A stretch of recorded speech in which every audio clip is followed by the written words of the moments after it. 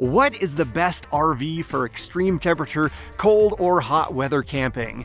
We get asked this question a lot, and I've got some bad news for you. Unfortunately, there is no RV that's going to be as comfortable as a well-insulated home. RVs have thin walls, lots of windows, and a lot of manufacturing problems that make them not so great for extreme temperatures. In this video, I want to explain some of that, but share some RVs that do stand out. There are some that are drastically better in extreme temperatures than others. You also may have seen that 4-season package. What does that actually mean if I'm saying that RVs are still uncomfortable in these extreme temperatures? In this video, I want to set realistic expectations of what RVs can do, how comfortable they can be, and explain what those insulation values really mean when you're hearing them from the manufacturer. I'm going to share about construction techniques and examples and what makes for a good or very miserable RV in the extreme temperatures. Now, this isn't all just conjecture. We've been traveling below freezing in this rig for over a month now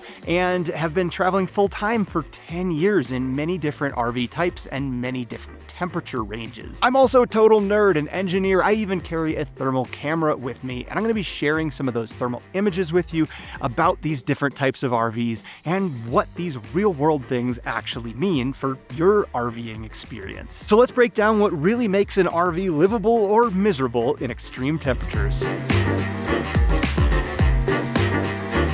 All right, reality check. RVs are not houses. Most of the walls in RVs are about 2 inches thick. Your house is going to be probably 6+ inches thick in almost any climate. In extreme climates, you'll find houses that have 1-foot, 2-foot, 3-foot thick walls sometimes. That thickness directly correlates to the amount of insulation that that structure has. And these really thin RV walls can only do so much. If you're planning on camping below freezing for extended periods of time, this can get uncomfortable pretty quick. But a lot of times they can still do it, but it's just not going to be as comfortable as your home. Think of it more like camping. When you go camping, you trade some of those comforts for experiences and being out here in nature, right? But a lot of us who use these RVs for extended periods of time want to be as comfortable as possible everywhere we go in as many different temperature ranges as possible. So most RVs, short cold snaps, weekend trips, yeah, you can survive winter. But what does it really take to be more comfortable in an RV below freezing? I want to start out with that 4-season package that you'll see a lot of RVs come with. What does that actually mean? Well, 4-season packages typically mean that the manufacturer has enclosed the areas of the RV that would normally be exposed to freezing and added some heat, usually from the furnace, to keep, say, your tanks, water lines, and maybe some other important things from freezing. Sometimes they add tank heaters. This keeps the RV fully functional below freezing. Sometimes in those 4-season packages, however, you will see them tout additional insulation. But that still doesn't mean a lot, and I'll explain why in a little bit. Most of the time, these 4-season packages have additional ducts that run down and dump heat into the usually underside of the RV where the tanks are. That's how this particular RV works. If properly designed, they've also routed the water lines away from the coldest parts of the RV, like the walls or slides, and kept them all towards the center where they're less likely to freeze. Now, these 4-season packages also use what I call the brute force technique. They basically oversize the furnace, dump as much heat into it as possible, and it does work, but I can tell you it doesn't produce a very comfortable experience. Typically, you get a lot of really hot and cold spots. You're too hot here, your toes are freezing over there, and the efficiency is horrible. For anyone who's RV'd below freezing in a traditional RV, you've probably noticed the propane consumption is insane. Our diesel coach uses diesel to heat the RV, and while we have an enormous 175-gallon tank, we still notice the impact on the diesel when we are below freezing because it burns so much to keep itself warm. High level, that 4-season does not automatically mean that it's going to be more comfortable in cold weather. So let's get into those insulation claims and why they are so overrated in almost every RV out there. It has to do with the construction of RVs and something called thermal bridging.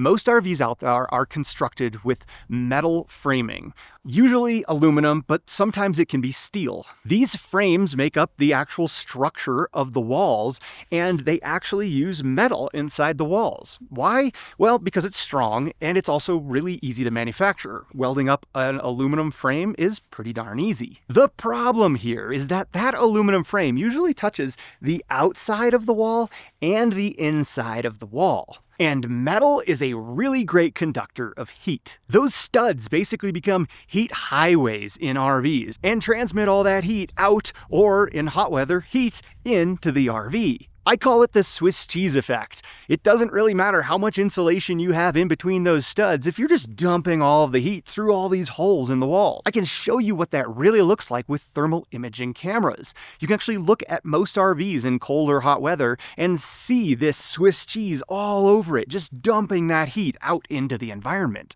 Thermal bridging also just gets so much worse as the temperature drops. I'm not going to get into thermodynamic laws here, but physics made simple, the bigger temperature differential you have, the faster the heat transfers. Every metal stud is going to drop the R value significantly. They might claim R value of 10 in the walls, but in reality, that's probably going to be more like 5 because of all of the heat loss. Now, what about thicker walls? Brands like DRV Mobile Suites and Luxe claim thicker walls with more insulation. Well, they still have that same problem. Their walls are made out of metal. We had a DRV with thicker walls, and I can tell you it still bleeds an enormous amount of heat.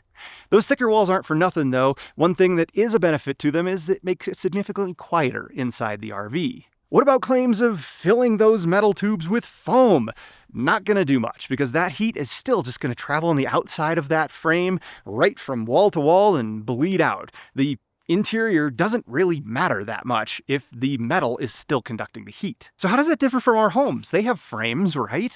Well, homes usually have additional material on the inside and outside, but their frames are almost always made out of wood. And wood is a less thermally conductive material than metal. It's still not great, but it is significantly better than metal, and some RVs are still made with wood framing. An example of one brand that stuck with wood while all their competitors were changing to metal is Teton Homes. It's a fifth wheel brand that's been out of business for a long time, but they were known for making some of the most well-insulated, comfortable RVs out there.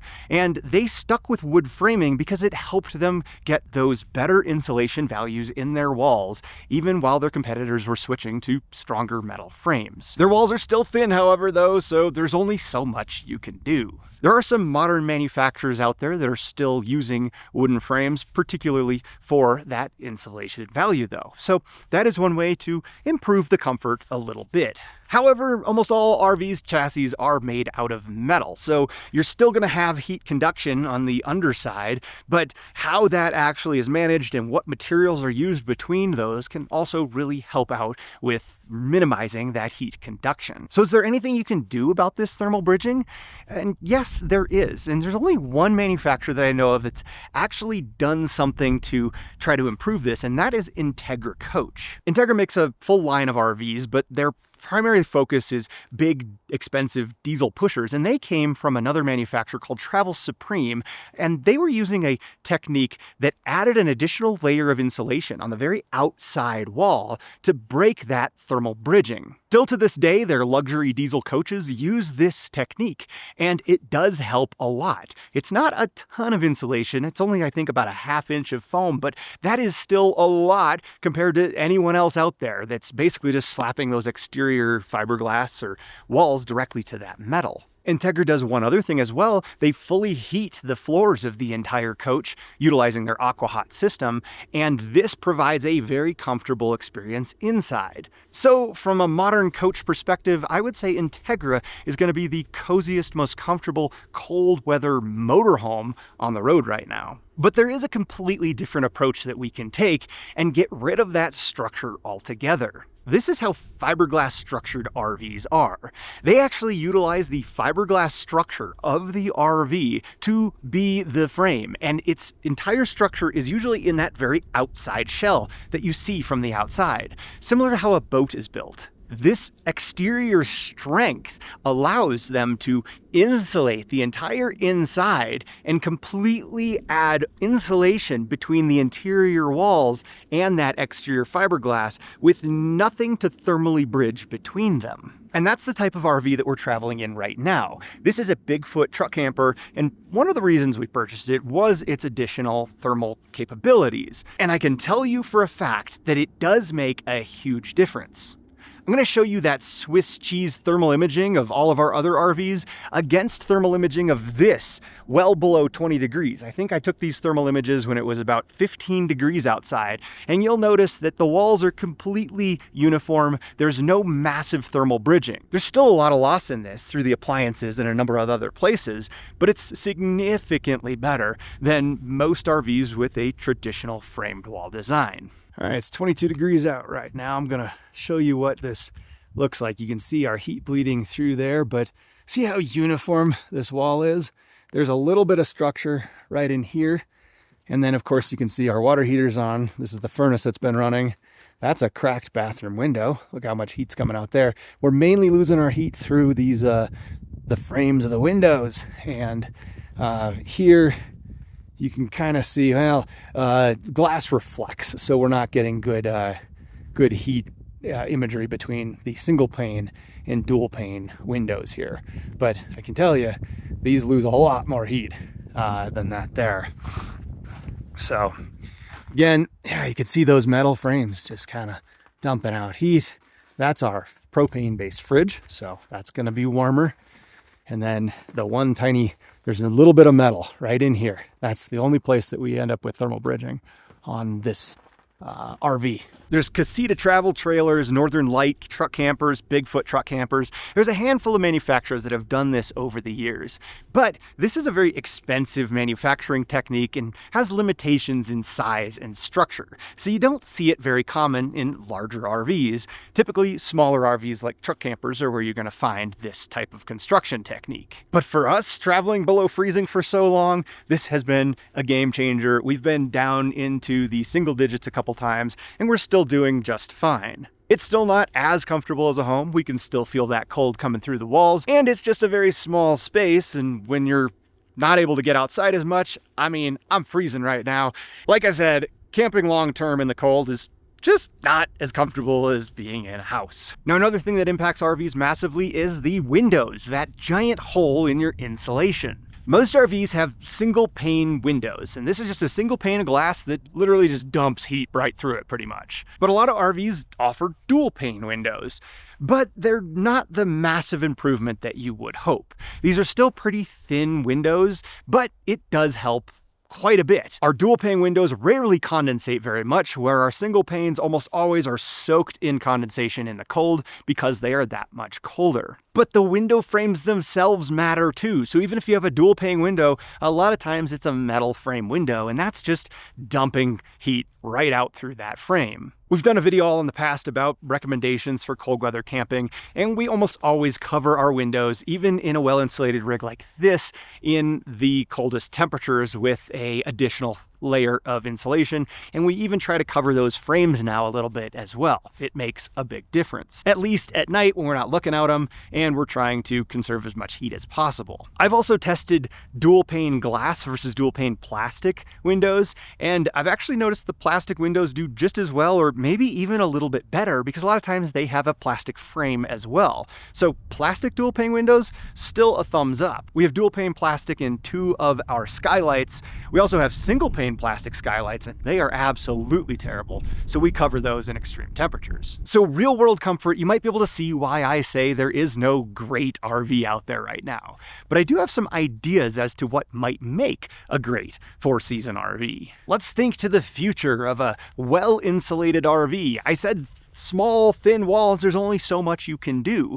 But think about your fridge. Think about how thin the walls are in your fridge, and yet it has sometimes a 100-degree temperature differential to your freezer, and it seems to do just fine. How is that possible? It's possible because they're using a different type of insulation, usually something called a vacuum insulated panel. You ever notice how those thermally insulated vacuum mugs keep your beverage ridiculously warm sometimes, and they're so incredibly thin? It's because they are vacuumed out. And vacuum is the best insulation that we can use here on Earth. Yes, you can put vacuum in walls, and they do in refrigerators. Vacuum insulated panels are typically a foam core sealed in a airproof material, and instead of being a balloon where you inflate it, you actually suck all of the air out of it.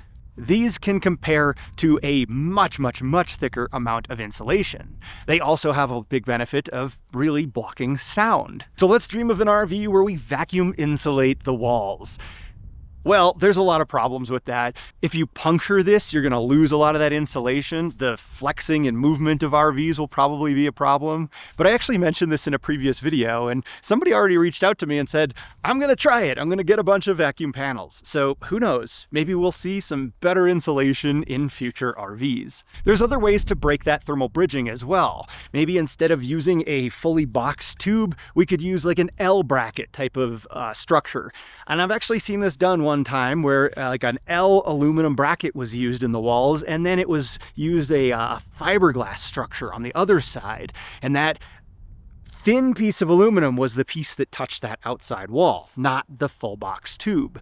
This can drastically reduce that thermal bridging issue. And there's a couple other different thermal bridging techniques that we could do to minimize that with our construction, but it's going to cost a little bit more and be a little bit more challenging to design. Something the RV industry has never been very good at actually doing with fancier designs and more costly products. So what are the best RVs out there? Well, category 1, those 4-season RVs that they basically brute force it, cover the tanks, and do their best to make it usable, but it's not going to be super comfortable. Category 2, RVs that try to minimize that thermal bridging, like Integra, maybe do some things like heated floors to improve the comfort overall. Basically just think through those real cold weather issues. And category 3, I would say, is that fiberglass shell design where you don't have any thermal bridging issues. Use dual pane windows throughout, and it's probably going to be the best that you're going to come across. I hope you've enjoyed this video. We have written extensively on these topics over on our website before, so head over to mortonsonthemove.com. Feel free to leave a comment. Let me know what you think is the best RV out there. Do you have any construction tricks or techniques that you would like to see adopted into RVs? I'd love to hear about them. What is your experience in cold weather camping? And also check out our other cold weather camping video where we share a bunch about our recommendations for what to actually modify and do in cold weather to make any RV as comfortable as possible. As always, thanks for joining us here on Morton's on the Move. Enjoy your travels, and we'll see you all down the road.